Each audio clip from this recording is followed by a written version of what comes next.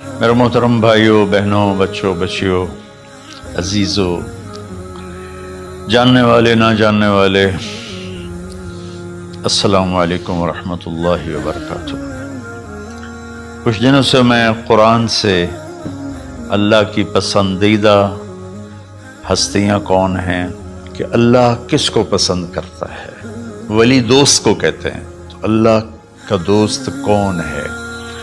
وہ یہ کوئی وراثتی چیز نہیں ہے کہ ایک بڑے اولیاء اللہ تھے تو اب ان کا بیٹا بھی انہی جیسا ہوگا۔ ہمارے یہاں وراثت چلتی ہے کہ بڑے بزرگ کا بیٹا بھی بزرگ بن جاتا ہے، چاہے وہ کلین شیو ہو، وہ لوگ اس کے پاؤں چوم رہے ہوتے ہیں، جہالت ہے۔ تو آج میں تھوڑا سا سورہ بنی اسرائیل ہے، اس میں بھی سارے اخلاق بیان ہوئے۔ میرے بھائی بہنوں، ایمان لانے کے بعد انسان بنتا ہے، اور اس کے بعد اس کی قیمت، اس کا بڑا پن، اس کی وجاہت، اس کی شرافت وہ پیسوں سے نہیں ہوتی۔ پیسوں سے انسان مالدار تو ہو جاتا ہے، بڑا نہیں بنتا، بڑا نہیں بنتا۔ ہمارا علم غلط ہو گیا۔ بڑا بڑا بندہ جے بول دیا 3 ملن 200 مربع، نوابہ فلانا ہے، نوابہ فلانا ہے۔ میرے بھائیو، یہ بالکل غلط علم ہے۔ بڑا وہ ہے جسے اللہ پسند کرے، بڑا وہ ہے جو میرے نبی کی زندگی کے پیچھے چلے، بڑا وہ ہے جس سے اللہ تعالیٰ راضی ہو جائے، باقی سب چھوٹے چھوٹے ہیں۔ تو آج ایک تیسری جگہ سے میں کچھ باتیں قرآن سے عرض کروں گا جن کا تعلق ہمارے ایمان سے بھی ہے، اخلاق سے بھی ہے۔ وہ ہے بسم اللہ الرحمن الرحیم، وَقَضَىٰ رَبُّكَ أَلَّا تَعْبُدُوا إِلَّا إِيَّاهُ بِالْوَالِدَيْنِ إِحْسَانًا إِمَّا يَبْلُغَنَّ عِندَكَ الْكِبَرَ أَحَدُهُمَا أَوْ كِلَاهُمَا فَلَا تَقُل لَّهُمَا أُفٍّ وَلَا تَنْهَرْهُمَا وَقُل لَّهُمَا قَوْلًا كَرِيمًا وَاخْفِضْ لَهُمَا جَنَاحَ الذُّلِّ مِنَ الرَّحْمَةِ وَقُل رَّبِّ ارْحَمْهُمَا كَمَا رَبَّيَانِي صَغِيرًا۔ یہ بہت بڑا مضمون ہے۔ اللہ نے قرآن بھر دیا والدین کے خدمت کے لیے، والدین کی اطاعت کے لیے، والدین کی ماننے کے لیے۔ پہلا جملہ ہے اور تیرے رب نے فیصلہ کیا، ایک مطلب۔ دوسرا، اور تیرے رب نے حکم کیا کہ بندگی صرف اللہ کی ہے، بندگی صرف اللہ کی ہے۔ عبد اسے کہتے ہیں جو ہر بات پہ سر جھکا دے، عبد اسے کہتے ہیں جو ہر بات پہ بچھ جائے، اس کو عبد کہتا ہے۔ تو اللہ کہہ رہا ہے میرے بندو، میرا ایک فیصلہ ہے اور میرا ایک حکم ہے، میرے سوا نہ تمہارا ہاتھ کسی کے آگے پھیلے، نہ تمہاری گردن کسی کے آگے جھکے۔ ایک دوسرے سے مدد لینا، اس کو ایک دوسرے کی تعاونوں میں آ جاتا، تعاونوا علی البر والتقوی، ایک دوسرے کا ساتھ دو، ایک دوسرے کی مدد کرو۔ میرے نبی قرضہ اٹھاتے تھے۔ میرے نبی جب انتقال ہوا تو آپ کی زرہ 9 وسق پر، وسق 5 من کا ہوتا ہے، تو وہ جو کے بدلے آپ نے زرہ رکھوائی تھی کہ جب میں تمہیں ادا کروں گا زرہ لے لوں گا، اور آپ کا انتقال ہو گیا، آپ زرہ اپنی واپس نہیں لے سکے۔ وہ چیزیں جن کا تعلق صرف اللہ کی ذات سے ہے اور کوئی نہیں کر سکتا، اس میں صرف اللہ کے آگے ہاتھ پھیلا، جیسے ہم کہتے ہیں مدد، نصرت۔ اللہ کہتا میں ہوں، الا ان نصر اللہ قریب، سنو میری مدد تمہارے قریب ہے۔ اللہ تعبدوا الا ایاہ، بس ایک چھوٹا سا جملہ اللہ نے یہاں کیا، چونکہ یہاں اللہ نے والدین اور اخلاق بتانے تھے تو اپنے لیے صرف ایک جملہ بولا، باقی باتیں بھی اللہ کے لیے ہیں، لیکن اللہ نے میری بندگی، اس بندگی سے مراد 5 وقت کی نماز نہیں ہے، حج، روزہ، زکوٰۃ نہیں ہے اس کی مراد، یہ ساری باتیں داخل ہیں، اور اس کے ساتھ 24 گھنٹے کی زندگی اللہ کی مرضی پر گزارو، نفع آئے تو شکر ادا کرو، نقصان ہو تو صبر کرو، برداشت کرو، پھر بھی شکر ادا کرو کہ میرا رب یہ کہہ رہا ہے کہ میں نے صرف اللہ سے تعلق جوڑنا ہے۔ اللہ کے نبی نے اپنے چچا زاد بھائی عبداللہ بن عباس سے فرمایا کہ یا غلام، اے نوجوان، اسی کا بکلمات فاحفظہ، میں تمہیں چند باتوں کی وصیت کرتا ہوں۔ کیا؟ احفظ اللہ، احفظ اللہ یحفظک اللہ، یحفظک اللہ، اللہ کے اوامر کی حفاظت کر، اللہ تیری حفاظت کرے گا۔ احفظ اللہ تجدہ تجاہک، تو اللہ کے اوامر، اسلام، حلال حرام کی پہچان کر کے زندگی گزار تو اللہ کو ہر وقت تو اپنی مدد کے لیے تیار پائے گا۔ اور لمبی حدیث ہے، بنا عشاء کی نماز کا وقت ہو رہا ہے، اس میں وہ جملہ جو اس میرے مضمون سے متعلق ہے، وَإِذَا سَأَلْتَ فَاسْأَلِ اللَّهِ، جب بھی مانگو اللہ سے مانگو، جب بھی مانگو اللہ سے مانگو، اللہ کے سوا کوئی دینے والا نہیں ہے، صرف اللہ ہے دینے کے لیے۔ وَإِذَا اسْتَعَنْتَ فَاسْتَعِنْ بِاللَّهِ، اور جب مدد کے لیے ہاتھ اٹھاؤ تو صرف اللہ کو پکارو، جب ضرورت حاجت کے لیے مدد کے لیے ہاتھ اٹھاؤ تو اپنے اللہ کو پکارو۔ تو یہ حدیث کی بات بھی ہے اور یہ قرآن کی بات بھی ہے۔ اس کے بعد آگے اللہ کہتا ہے وَبِالْوَالِدَيْنِ إِحْسَانًا، اور اپنے والدین کے ساتھ احسان کرو۔ احسان کا کیا مطلب ہے؟ اللہ آگے اسی کی تشریح کر رہا ہے۔ ویسے احسان کا مطلب عربی میں ہوتا ہے، یہ جو ہمارا اردو کا احسان ہے، میں تیرے تے احسان کیتا تو ہوں میں مالکی کر رہے ہیں، یہ بھی مطلب ہے، لیکن احسان کا اصل مطلب ہوتا ہے، احسان حسن سے ہے، حسن، حسن سے الف، 2 الف ملے اور احسان بن گیا۔ احسان کا مطلب ہوتا ہے کسی بھی کام کو جو دنیا کا ہے، دین کا ہے، اس سے انتہائی خوبصورت طریقے سے کرنا۔ جیسے کسی دلہن کا میک اپ ہوتا ہے نا، تو 5-6 گھنٹے 4 گھنٹے کے بعد وہ کہتی ہے، جو ہوتی ہے اس کا میک اپ کرنے والی، کہ جی بس یہ مکمل ہو گیا ہے اور اب اس سے آگے نہیں ہے۔ تو آخری انتہا، اچھائی کی آخری انتہا پر پہنچ کے کام کرنے کو احسان کہتے ہیں۔ تو میرا اللہ کہہ رہا ہے میرے بندو، اپنے والدین کے ساتھ وہ کرو کہ جو بھلائی کی، خدمت کی، ماننے کی آخری حد ہے۔ سبحان اللہ۔ وبالوالدین احسان، بالوالدین پہلے ہے، احسان بعد میں ہے۔ اللہ تعالیٰ نے باقی سب کو پیچھے کر کے فرمایا کہ دیکھو خاص طور پہ ماں باپ کے ساتھ وہ رویہ کرو کہ ان کے دل سے دعائیں نکلیں۔ چند دن پہلے ایک والد یوں ہاتھ اٹھا کے کہہ رہا تھا اپنے بیٹے، اکلوتا بیٹا، میں منگنا اللہ کھولو اللہ تینوں چاہ لگے۔ باپ بیٹے کے لیے یہ دعا مانگ رہا تھا اور بیٹا اکیلا ہے، یہ بد دعا باپ کر رہا تھا۔ تو بھائیو، ایسی اولاد نہ بنو جس ماں نے پیٹ میں 9 مہینے اٹھایا، پھر جننے کی تکلیف برداشت کی۔ ایک شخص آیا حضرت عبید بن عمیر کے پاس کہ حضرت میں نے ماں کو اپنے کندھے پہ بٹھا کے پیدل حج کرایا ہے، مینا لے گیا، عرفات لے گیا، مزدلفہ، پھر مینا، پھر مکہ، تو کیا میں نے ماں کا حق ادا کر دیا؟ میں نے فرمایا ولا تلقۃ واحدہ، بیٹا ابھی ایک تلقہ کا حق بھی ادا نہیں ہو۔ تلقہ کسے کہتے ہیں؟ جب بچہ پیدا ہونے کا وقت آتا ہے تو ماں کو دردوں کی لہریں اٹھتی ہیں، وہ اتنی خوفناک ہوتی ہیں کہ ماں چیخ چیخ کے رہ جاتی ہے، اور بعض اوقات ڈیلیوری لیٹ ہو جاتی ہے تو وہ تڑپتی ہے، روتی ہے۔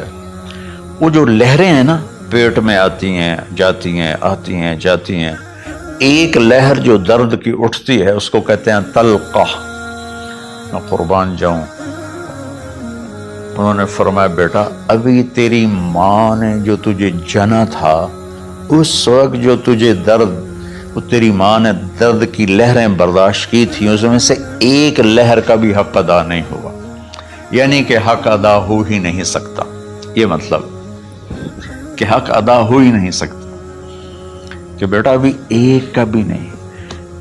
پھر حضرت عبداللہ بن عمر سے ایک شخص نے پوچھا کہ اچھا یہ جو آدمی تھا یہ خراسان، یہ ایران میں ہے اور افغانستان میں، یہاں سے ماں کو پیدل کندھے پہ بٹھا کے مکے پہنچا تھا، اندازہ لگا اس نے کتنی مشقت اٹھائی. اور عبید اللہ بن عمر کہتے ہیں بیٹا ابھی ایک لہر کا حق ادا نہیں ہوا. یہی سوال حضرت عبداللہ بن عمر سے کیا ایک شخص نے کہ حضرت میں نے اپنی ماں کو حج کرایا ہے، سارا میں نے پیدل کرایا ہے اور کندھے پہ اٹھا کے کرایا ہے، تو کیا میں نے ماں کا حق ادا کر دیا؟ وَلَا زَفْرَةً وَاحِدًا وَلَا زَفْرَةً وَاحِدًا. کہ بیٹا تیری ماں نے تجھے پالتے ہوئے جو تھک تھک کے لمبے لمبے سانس لیے، ہوکے بھرے، ابھی ایک ہوکے کا حق بھی ادا نہیں ہوا، یعنی حق ادا ہو ہی نہیں سکتا. تو احسان کے آگے تشریح آ رہی ہے. تو آج میں صرف اتنی بات کروں گا کہ میرے بھائیوں، میری بہنوں، میرے بچوں، میری بچیوں، اللہ کے واسطے ماں باپ کو دکھ نہ دینا ورنہ اللہ بھی ناراض ہو جائے گا. چند دن پہلے ایک بچہ بچی میرے پاس آئے، دونوں میڈیکل اسٹوڈنٹ تھے، کہیں گے ہم شادی کرنا چاہتے ہیں. تو بچی نے کہا جی میرے والدین ناراض ہیں، وہ نہیں، اس رشتے پر راضی نہیں ہیں. تو میرے باپ کہتے ہیں اگر تو نہیں یہاں رشتہ کیا تو تیری میری ایک درمیان خط آئے، کھچ جائے گا خلیج، ہم اس پار نہیں آئیں گے تو اس پار نہیں آئے گی. میں نے کہا بیٹی جس ماں نے تجھے 9 مہینے پیٹ میں پالا، 2 سال تجھے دودھ پلایا، تیری پوٹیاں پیشاب صاف کیا، تجھے پیمپر باندھے، تجھے اٹھ اٹھ کے راتوں کو اپنی چھاتی سے دودھ پلایا، کیا اب اس کا اتنا بھی حق نہیں کہ تم اس کی رائے کا احترام کرو؟ اتنا بھی حق نہیں ہے؟ تو میں نے کہا بیٹا میری کوئی رائے نہیں ہے، تو اگر تیرے ماں باپ راضی ہیں تو بسم اللہ ضرور کر، اگر راضی نہیں ہے تو دیکھو موت تک تجھے ماں باپ کی دعا نہیں ملے گی، اور ماں باپ کی دعا نہ ملی تو کچھ بھی نہیں ملے گا. تو بھائیو دوستو، خاص طور پر آج کے کالج کے نوجوان بچے بچیاں یہ ماں باپ کے ساتھ بہت بدتمیزی کرتے ہیں، چونکہ اس میں والدین کا پہلا قصور ہے کہ انہوں نے ان کو دین نہیں سکھایا.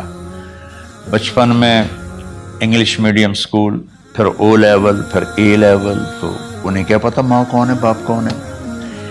ایک پرانی بات ہے، ایک شخص اپنے بیٹے کو لے کر آیا کہ یہ میرا بچہ ہے اور یہ فلاں جگہ شادی کرنا چاہتا ہے اور ہم میں سے کسی کی رائے نہیں ہے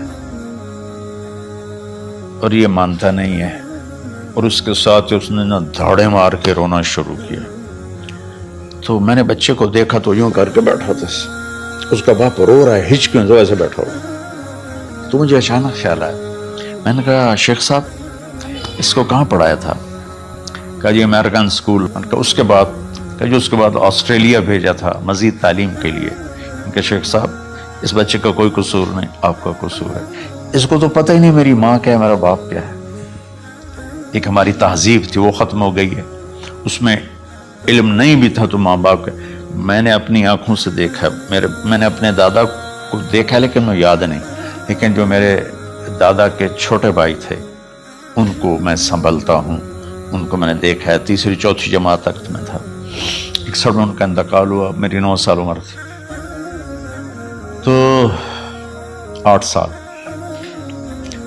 ان کے بیٹے جوان تھے اور ڈیرے میں جب وہ بیٹھتے تھے تو ان کے بچے ان کے سامنے نہیں بیٹھتے تھے، ان کی پیٹھ کے پیچھے بیٹھتے تھے. اتنا ادب، حالانکہ چاروں کے چاروں دین نہیں جانتے تھے، تہذیب تھی. ثقافت تھی جو آج کی تہذیب نے ہم سے سب کچھ چھین لیا۔ اب بھی آپ جاؤ بیٹا تھر پارکر میں گیا ہوں 2-3 دفعہ، اور وہاں مسلمان نہیں ہندو عورتیں جب گاڑی گزرتی ہے تو گھونگھٹ کو نیچے کر لیتی ہیں، اپنا چہرے کو فوراً چھپا لیتی ہیں۔ تو خیر بہرحال میں نے کہا شیخ صاحب اس بچے کا قصور نہیں، آپ کا قصور ہے۔ تو میرے بچوں، اپنے ماں باپ کو خوش کرو، راضی کرو۔ ان کا راضی ہونا اللہ کی رضا ہے۔ میں اس کی تفصیل انشاءاللہ آگے بتاؤں گا، آج میں صرف اتنا ہی میں نے تمہید باندھی ہے کہ ماں باپ کا کیا مقام ہے، ان کی کیا عزت ہے۔ ایک شخص آیا، یا رسول اللہ میرا باپ میرے پوچھے بغیر میرا مال خرچ کر لیتا ہے۔ آپ نے کہا بلاؤ، چونکہ بچے کا ذاتی مال اگر ہو تو شرع کے لحاظ سے باپ پوچھ کے استعمال کرے، بغیر پوچھے استعمال نہ کرے۔ جب اسے پتہ چلا کہ میرے بیٹے نے شکایت کی ہے تو عرب کی شاعری تو مشہور تھی، انہیں دل دل میں کچھ اشعار پڑھے۔ جو آیا تو جبریل پہلے آ گئے، یا رسول اللہ اللہ تعالیٰ کہہ رہے ہیں آپ اس سے پوچھیں وہ شعر بتاؤ جو تیرے کانوں نے تو نہیں سنے، تیرے دل میں آئے تھے اور اللہ نے سن لیے۔ تو اللہ کے نبی نے فرمایا بھائی تیرا انشاءاللہ کیس سنتے ہیں، لیکن پہلے وہ شعر سناؤ جو تم نے تو نہیں کہے زبان سے پر اللہ نے سن لیے۔ تو آپ نے اس سے ارشاد فرمایا کہ تمہاری بات ہم سنتے ہیں باپ بیٹے کی، لیکن پہلے وہ شعر سناؤ جو تیری زبان سے ادا نہیں ہوئے، تیرے کانوں نے نہیں سنے، تیرے دل کی گونج تھی اور تیرے دل کی آہ اور فریاد تھی جو دل ہی میں گھٹ کے رہ گئی، اسے اللہ نے سنا ہے۔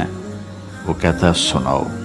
کہنے لگا یا رسول اللہ آپ کا رب ہر وقت ہمارے ایمان کو آپ پر زیادہ سے زیادہ بڑھاتا رہتا ہے، اس ذات کی قسم جس کے قبضے میں میری جان ہے۔ یہ چند میرے دکھ بھرے خیالات الفاظ کی شکل میں ڈھلے، لیکن میری بزم تصور میں ہی رہے اور وہیں دفن ہو گئے، باہر نہیں نکلے، میری زبان سے ادا نہیں ہوئے، میرے کانوں نے نہیں سنا، آپ کے رب نے سن لیا۔ اب نے کہا اچھا بتاؤ تم نے کہا کیا تھا؟ تم نے کہا جی میں نے بچے کی جب سنی شکایت میری کی ہے تو میں نے کہا تھا غضوتک مولودا وعلتک یافعا تعل بما اجنی علیک وتنہل واذا ضاقتک بالسقم لیلۃ لم ابت لسقمک الا ساہرا اتململ کأنی انا المتروک دونک بالذی ترکت به دونی وعینی تحملہ تخاف الرضا نفسی علیک وإنہا لتعلم ان الموت وقت مؤجل فلما بلغت السن والغایة التي الیہ مدى ما فیک كنت اؤمل جعلت جزائی غلظة وفظاظة كأنك انت المنعم المتفضل فلیتک ان لم ترع حق ابوتی فعلت كما الجار المجاور يفعل فأولیتنی حق الجوار لم تکن علی بمال دون مالک تبخل۔ میں ابھی ترجمہ کرتا ہوں۔ اس کا میرے نبی پر کیا اثر ہوا کہ آپ کے ٹپ ٹپ آنسو گر رہے تھے اور آپ کی داڑھی آپ کے آنسوں سے تر ہو رہی تھی۔ یہ اتنا فصیح کلام ہے کہ عربوں کو بھی پسینہ آ جائے گا ترجمہ کرنے کے لیے، تو میں تو عربی نہیں ہوں، لیکن یہ فخر تو حاصل ہے، بھلے ہیں یا برے ہیں 2-4 قدم ہم بھی تیرے ساتھ چلے ہیں۔ کچھ عرصہ اہل علم کی محفلوں میں بیٹھے، کچھ زبان کی شناسائی ہوئی، تو میں اپنی کم مائگی کے ساتھ اس کا ترجمہ کروں گا۔ وہ کہتا ہے غزوتک مولودا وعلتک یافعا تعل بما اجنی علیک وتنہل۔ میرے بیٹے جس دن تو پیدا ہوا ہم نے اپنے لیے جینا چھوڑ دیا، ہوئے ہوئے ہوئے ہوئے، ہم تیرے لیے جیے، تیری ماں تجھے دودھ پلاتی تھی، میں تیرے لیے روٹی کے نوالے لاتا تھا، میری ساری کمائی پہلی اور آخری سب تیرے اوپر لگتی تھی، تجھے خوش دیکھتے تھے تو خوش ہوتے تھے، تجھے روتا دیکھتے تھے تو ہم روتے تھے۔ وَإِذَا ذَاقَتْكَ بِالسُّقْمِ لَيْلَةً لَمْ أَدْلِ سُقْمَكَ إِلَّا سَاهِرًا أَتَمَلْمَلُ۔ جب تو کبھی بیمار ہو جاتا تھا تو تیرے سرانے بیٹھ کر ہم ساری رات روتے تھے اور دعائیں کرتے تھے، یا اللہ ہمارے بچے کو بچا لے، ہمارے بچے کو صحت دے دے۔ اس تڑپ میں ساری ساری رات میں جاگتا تھا، تیرے لیے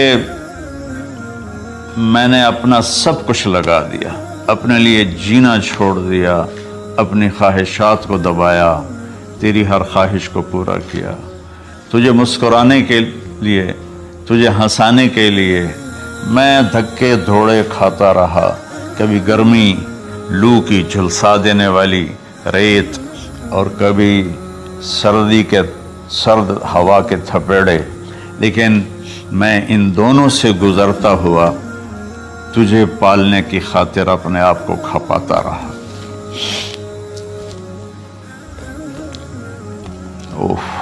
فلما بلغت السن والغایۃ التی الیہ مدی ما فیک کنت اؤمل۔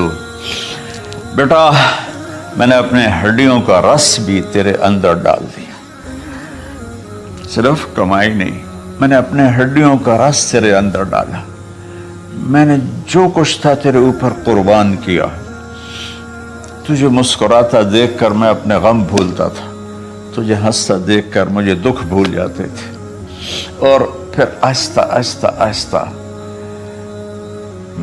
میری ہڈیوں کا گودا، میری کمائی تیرے اندر گئی، اور تو ایک خوبصورت درخت کی طرح بڑھتا چلا گیا، بڑھتا چلا گیا، بڑھتا چلا گیا، بڑھتا چلا گیا، اور میری بڑھاپے نے کمر جھکا دی اور میں جھکتا چلا گیا، جھکتا چلا گیا۔ میرا خیال تھا کہ جیسے میں اس کی انگلی پکڑ کے چلتا تھا، اب میری باری ہے، یہ میری انگلی پکڑ کے چلے گا، جیسے میں اسے سینے سے لگاتا تھا، پیار کرتا تھا، جھولے جھلاتا تھا، باغ میں لے جاتا تھا، یہ ساری اس کی تعبیرات کے اندر داخل ہیں، الفاظ میں نہیں ہیں۔ تو مجھے خیال آتا تھا جب میں بوڑھا ہو جاؤں گا نا تو میرا بیٹا بھی مجھے ایسے ہی لے کے پھرے گا، میرا بیٹا بھی میری سنے گا۔ یہ 100 دفعہ پوچھتا تھا یہ کیا ہے، اور میں ہر دفعہ جواب دیتا تھا یہ ہے۔ تو اب میں بوڑھاپے میں اس سے بات کروں گا، یہ میری بات سنے گا، میں اس کو نوالے کھلاتا تھا، یہ مجھے روٹی کھلائے گا، میں اس کا انگلی پکڑ کے چلتا تھا، یہ میرا ہاتھ پکڑ کے چلے گا۔ میری کمر بڑھاپے نے جھکا دی اور میں ایک خشک پیڑ کی طرح ہو گیا، اور جوانی نے تیری کمر کو سیدھا کیا اور تو ایک تر و تازہ درخت بن گیا۔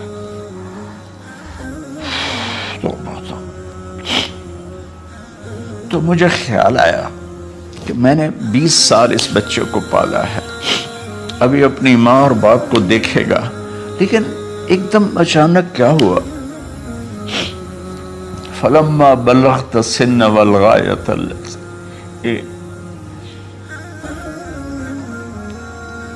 الیہا مدی ما فیک کنت اؤمل۔ جب تو اس عمر کو پہنچا جس میں ہماری امیدیں تیرے ساتھ لگ گئیں، ہمیں بڑھاپے نے بے آسرا کر دیا اور تیری جوانی نے تجھے ہمت دے دی، تب ہمارا خیال آیا کہ اب یہ ہمارے ساتھ وہی کرے گا جو ہم نے اس کے ساتھ کیا۔ لیکن کیا ہوا؟ جعلت جزائی غلظۃ وفظاظۃ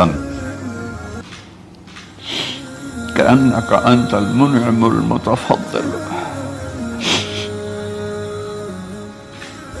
تو اتنا بدتمیز ہوا، تیری زبان چھری بن گئی، تیرا رویہ زہر بن گیا، اور میری ساری زندگی کی محنت کا بدلہ تو نے مجھے نافرمانی سے دیا، بد اخلاقی سے دیا، بدتمیزی سے دیا۔ میں حیرت بھری نظروں سے تجھے دیکھتا رہا، اور میں اپنی پچھلی 20 سالہ زندگی کو جھٹلاتا رہا کہ میرا خیال میں اس کا نوکر ہوں اور یہ میرا مالک ہے، میں اس کا باپ نہیں، میں اس کا نوکر ہوں، کیونکہ ماں باپ کے ساتھ ایسا کوئی نہیں کرتا ہے، یہ میرا مالک ہے اور میں اس کا نوکر ہوں، اس لیے مجھے ڈانٹ رہا ہے۔ کتنے بچوں کو میں نے یہ کہتے سنا اپنے باپ کو، تو میرے واسطے آج تک کیتا کی، تو میرے واسطے آج تک بنایا کی، اور جو آپ بے بسی کی تصویر بنا ہوتا تھا وہ شکلیں بھی میرے سامنے ہیں۔ ہمارا دیہاتی ماحول زمیندارہ ماحول ہے، لیکن اب تو شہروں میں بھی یہی حال ہے۔ جس نے وہ لیول اے لیول کیا ہے اسے کیا پتا ماں کسے کہتے ہیں، باپ کسے کہتے ہیں۔ تو میں نے اپنی آنکھوں سے باپ کی بے بسی اور بیٹے کا غرانہ ایک دفعہ نہیں کتنی دفعہ دیکھا۔ تو میرے واسطے آج تک ہی کیتا ہے، تو میرے واسطے آج تک ہی بنایا ہے۔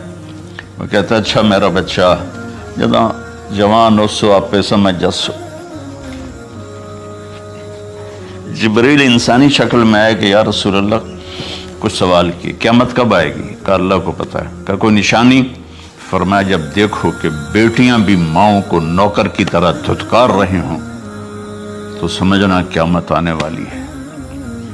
کچھ عرصہ پہلے ایک بچی اور ماں، تو ماں کچھ بات کر رہی تھی اور بیٹی کہہ رہی تھی بھوک نہیں بھوک نہیں، اور اس کی ماں کے خون سے بھرے ہوئے آنسو بہ رہے تھے اور اس کی ہچکیاں لگ رہی تھی کہ یہ وہ ہے جس کو میں نے اپنے پیٹ سے جنا اور اپنی چھاتی کا دودھ پلاتے پلاتے پلاتے میں نے کتنی تکلیفیں برداشت کی،